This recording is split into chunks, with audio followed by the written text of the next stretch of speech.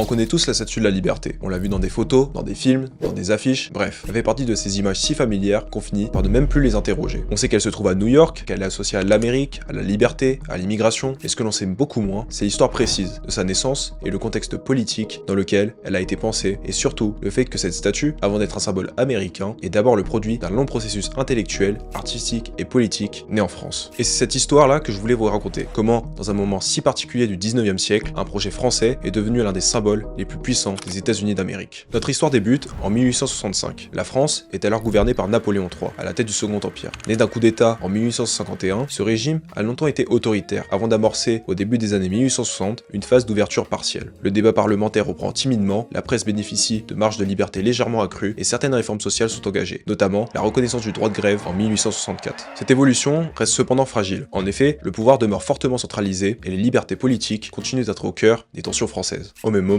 de l'autre côté de l'Atlantique, les États-Unis sortent de la guerre de sécession, qui s'achève en 1865. Le conflit a alors profondément marqué le pays, mais il se conclut par la préservation de l'Union et par l'abolition de l'esclavage, par le biais notamment de la proclamation d'émancipation prononcée par le président Abraham Lincoln. C'est dans ce contexte croisé qu'intervient Édouard-René Lefebvre de La Boulaye, fondateur du Parti libéral français. À la fois juriste, historien et professeur au Collège de France, La Boulaye admire profondément les institutions des États-Unis. L'absence de roi et de coup d'État ou de révolution permanente renforce à ses yeux le caractère exemplaire de la République américaine qui rêve de voir venir en France. Son objectif est donc clair, importer symboliquement la liberté américaine en France et nouer durablement des liens avec cette république qu'il considère comme un modèle exemplaire. Lui vient alors une idée. Il imagine un geste fort, capable de parler aux deux nations et marquer les esprits. Offrir aux États-Unis un monument à l'occasion du centenaire de leur indépendance, prévu pour le 4 juillet 1876. En célébrant la liberté américaine sur le sol américain, il espère donc que ce symbole résonnera aussi en France, comme un rappel indirect mais puissant des valeurs républicaines. La jeunesse du projet se trouve alors au cours d'un dîner à Versailles, qu'il organise chez lui pour rendre hommage à Abraham Lincoln, assassiné et célébré aussi, par la même occasion, la fin de l'esclavage aux États-Unis. Pour donner une forme concrète à cette idée, La Boulaye invite pour ce dîner un certain sculpteur alsacien déjà reconnu pour son goût des œuvres monumentales, Frédéric Auguste Bartholdi, dont le professeur d'art était, pour la petite anecdote, proche du marquis de Lafayette, un acteur majeur de la Révolution américaine. Bartholdi n'en est pas à sa première réflexion sur le sujet, sur les statues colossales notamment. En effet, quelques années plus tôt, il avait imaginé une figure monumentale destinée à l'entrée du canal de Suez, représentant une femme tenant une torche. Le projet avait alors été refusé par le vice-roi d'Égypte, Ismaïl Pacha, mais certaines intuitions lui demeurent. En effet, lorsqu'il s'engage dans le projet américain, Bartholdi réutilise cette idée d'une figure féminine porteuse de lumière, tout en l'adaptant bien sûr à un contexte politique radicalement différent. Il s'inspire ici de la déesse Libertas, symbole de la liberté dans la mythologie romaine, qui est aussi présente sur le sceau de la République française. Il s'éloigne donc de la figure révolutionnaire de la Marianne pour un symbole de la liberté plus calme.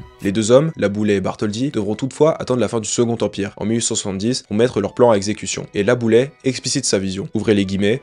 Le monument de l'indépendance sera exécuté en commun par les deux peuples associés dans cette œuvre fraternelle comme ils le furent jadis pour fonder l'indépendance. Nous affirmerons ainsi, par un souvenir impérissable, l'amitié que le sang versé par nos pères avait scellé jadis entre les deux nations. Fin de citation. En 1871, Bartholdi se rend donc aux États-Unis afin de trouver un emplacement pour le futur monument. Son choix se porte sur Bedloe Island, une île située à l'entrée du port de New York, alors occupée par un ancien fort militaire appelé Fort Wood. L'emplacement est stratégique. En effet, tous les navires entrant dans le port passent devant l'île, et la statue sera donc exposée aux yeux de tous les entrants. Ainsi, la statue est pensée, au-delà d'un monument, comme un repère visible dès l'arrivée de quiconque sur le territoire américain. Néanmoins, dès l'origine, La Boulaye pose une condition essentielle. Le projet ne doit pas être financé par les gouvernements, mais uniquement par les peuples français et américains. Dès l'origine du projet, une règle est en effet clairement établie et acceptée par les deux parties. La France prendra en charge la construction de la statue elle-même, tandis que les États-Unis financeront et construiront le piédestal. Une union franco-américaine est donc créée en 1875 pour organiser la collecte de fonds auprès des citoyens français, et une American Committee en 1877 est créée pour organiser la collecte de fonds auprès des Américains pour donc le piédestal. Pourtant, l'enthousiasme initial ne suffit pas. En effet, en 1875, alors que le projet est déjà avancé sur le plan artistique, à peine 20% de la somme a été réunie. Le financement devient donc l'un des principaux obstacles à la réalisation de la statue. Malgré ces difficultés, la fabrication commence à Paris dans les ateliers Gaget-Gauthier, dans le 17e arrondissement. La statue est entièrement conçue et assemblée en France, et les ouvriers travaillent en moyenne 10 heures par jour pour la construire. Elle est réalisée à partir d'environ 220 tonnes de cuivre, un matériau choisi pour sa légèreté, sa résistance, mais surtout sa capacité à se déformer légèrement sous l'effet du vent. Cette caractéristique est en effet essentielle, car la statue devra supporter des rafales de vent pouvant aller jusqu'à 200 km/h.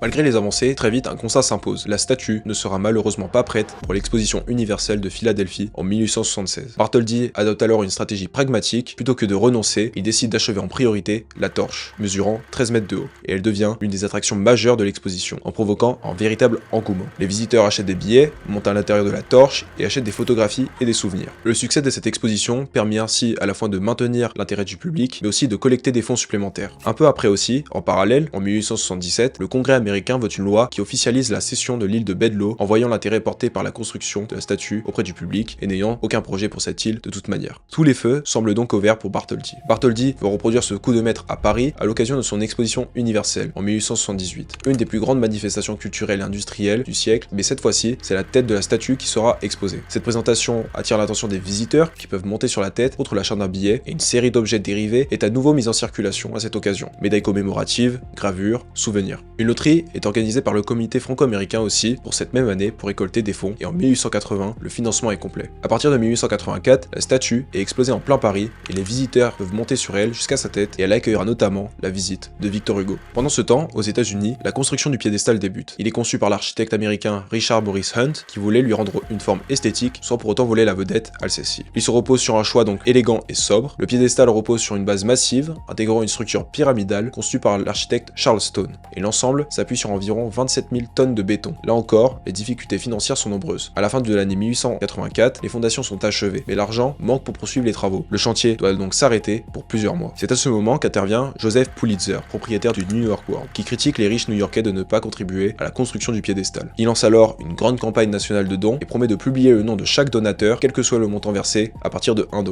Cette initiative représente l'un des premiers exemples de crowdfunding au monde, autrement dit financement participatif, et rencontre un large succès. En effet, environ $100 000 sont récoltés en à peine 2 mois, soit l'équivalent de 2 millions de dollars actuels. Et en mai 1885, le chantier peut donc enfin reprendre. Pendant ce temps, en France, la statue, démontée en plusieurs centaines de pièces, est expédiée aux États-Unis avec le bateau l'Isère, un cargo de la marine nationale qui sera par ailleurs la seule contribution du gouvernement français au projet. Et elle est assemblée sur son piédestal avec un système de poulies et en seulement 4 mois, elle est achevée. Et ça y est, après des années de difficultés tant financières que logistiques, la statue de la Liberté est enfin inaugurée le 28 octobre 1886, en présence du président américain Grover Cleveland. Elle devient alors le monument le plus haut du monde, et Bartholdi dévoile le visage de la statue, recouvert initialement d'un drapeau français. La journée donne lieu à une grande parade à New York, festivités, feux d'artifice, et c'est à cet événement notamment qu'est organisée la première Ticker Tape Parade. Le monument devient par la suite un véritable symbole universel, parfois détaché de son contexte d'origine, mais toujours associé à l'idée de liberté. Elle est composée d'une torche recouverte de feuilles d'or de 24 carats, qui est là pour métaphoriquement illuminer le monde, assombri par les dictatures. Elle dispose aussi de chaînes brisées, qui symbolisent la fin de l'oppression, l'émancipation et la conquête de liberté, mais aussi et surtout d'une table indiquant la date d'indépendance des États-Unis sous la forme de la table des lois de Moïse, ce qui montre le caractère sacré de l'indépendance américaine. Enfin, elle dispose aussi d'une couronne qui rappelle sous forme de rayons irradiants les représentations d'Hélios dans la mythologie grecque, qui est le dieu du soleil, lui conférant ainsi une aura divine.